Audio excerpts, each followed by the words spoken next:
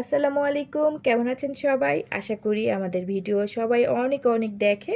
তো তাদের জন্য আজকে আমি একটা নতুন ভিডিও নিয়ে আসলাম। দেখুন, এত ধনেপাতা এখানে নিয়ে আসা হয়েছে। আসলে এত ধনেপাতা আমি বাছতে বাছতে বোরিং ফিল করছি, তাই ভাবলাম আপনাদের সাথে একটু গল্পও করি। এই ফাঁকে আমি এক বস্তা ধনেপাতা খুব সহজভাবে বেছে নেই। দেখুন, এখানে অনেক অনেক অনেক ধনেপাতা। এখন আমি আপনাদের সাথে গল্প করতে করতে এত ধনেপাতা আমি খুব সহজে বেছে ফেলবো। এখানে কিন্তু অনেক রকমেরই পাতা থাকে, জাস্ট আমি ধনেপাতাগুলোই নিয়ে নেব। আর এখানে অনেক হলুদ পাতা থাকে, আবার একটু মরা পাতা থাকে, সবগুলো ফেলে জাস্ট আমি ধনেপাতাগুলোই নিয়ে নিচ্ছি।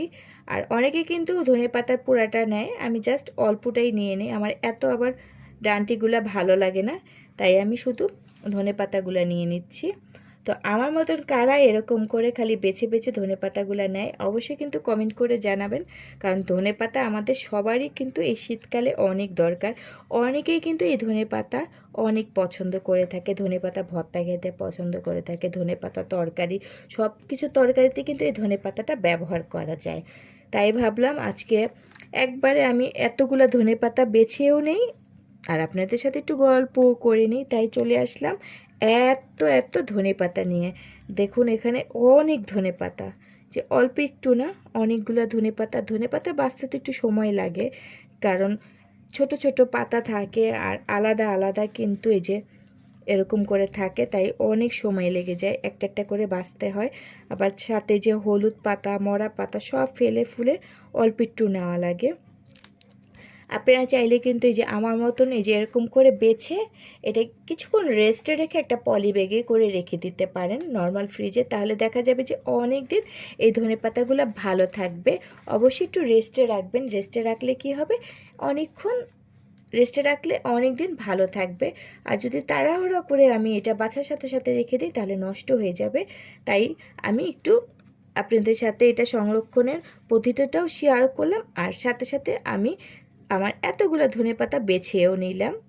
অনেক ধনেপাতা এখানে বাছতে বাছতে অনেক সময় লেগে যায়। আর আমি ধনেপাতা ভর্তা অনেক পছন্দ করে থাকি। আমার এই শীতকালে যখন ধনেপাতাটা আসে না, আমি প্রচুর পরিমাণ ভর্তাও খাই, আর আমার ঘরে অনেক ধনেপাতাও আনি।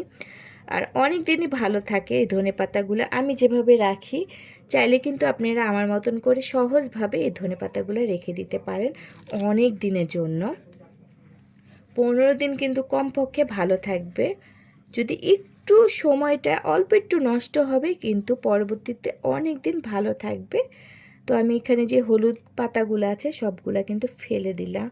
হলুদ পাতাগুলো রাখলে কিন্তু তাড়াতাড়ি নষ্ট হয়ে যায়। আর জাস্ট ধনে পাতাগুলো নিয়ে নিলাম এই যে এরকম করে। তো আমাদের ভিডিও যদি আপনাদের কাছে ভালো লেগে থাকে তাহলে কিন্তু লাইক, কমেন্ট আর শেয়ার করতে ভুলবেন না। আর নতুন নতুন নতুন অনেক ভিডিও নিয়ে আসি, আমি অনেক ভিডিওই আপনাদের সাথে শেয়ার করি, তাই ভাবলাম ছোট্ট একটা ভিডিও শেয়ারও করে ফেলি, আমার এই সাথে সাথে আমার কাজও হয়ে যাবে। তো আজকে আমার ভিডিওটা এই পর্যন্তই ছিল। সবাই সবসময় ভালো থাকবেন, সুস্থ থাকবেন। তো বিদায় নিচ্ছি, আল্লাহ হাফেজ।